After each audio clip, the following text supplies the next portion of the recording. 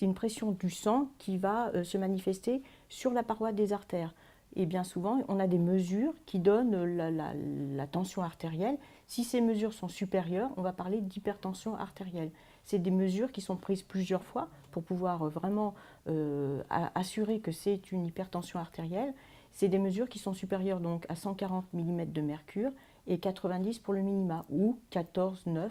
Là, on commence à parler d'hypertension artérielle.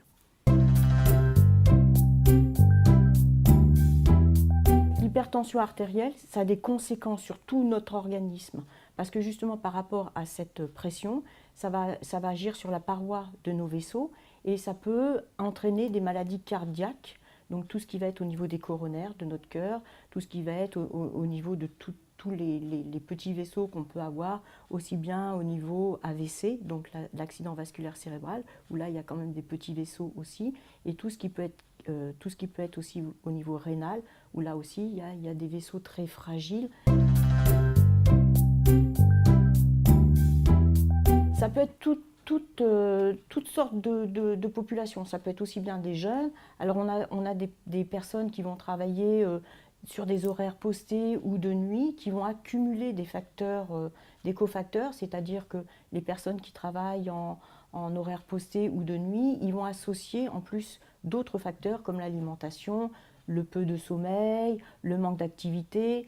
Au niveau nourriture, ils vont manger plus parce qu'ils cumulent du temps plus important, moins bien, plus salé, plus gras, moins d'activité parce qu'ils ont moins de temps ou ils sont plus fatigués, ils ont une dette au niveau de leur sommeil. Donc là, tout ça, c'est vrai que tous ces facteurs associés, que ce soit l'âge, que ce soit le sexe ou n'importe, ou même la personne en elle-même, fait qu'on peut très bien avoir de l'hypertension jeune comme de l'hypertension plus âgée. Il y a quand même une manifestation sur les personnes un peu plus âgées.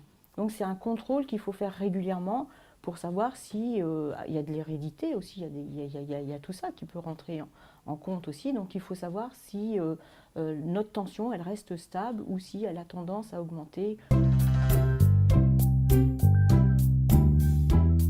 Il y a des solutions, heureusement, il y a des solutions. Il y a une bonne hygiène de vie à avoir. Il y a une prise de tension, déjà à prendre régulièrement pour savoir justement si on arrive à maintenir cette tension régulière.